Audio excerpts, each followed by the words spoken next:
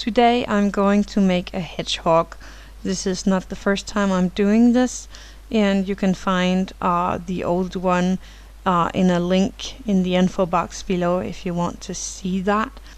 And I sure can see that I changed a lot through the years, so this is more realistic than the first one. I'm going to let you watch how I made this, so I'm not going to keep talking through the whole video. But the hedgehog is made of gray clay. Then I took some black clay for the spikes on the back, and that is rolled out on a setting 6 on my pasta machine. And I baked it all. I gave it a bit of colors here and there to make it look more realistic, and that's actually all there is to it. I hope you like this little video, and if you do, give it a thumbs up or comment if you have questions. I like to answer every comment I get.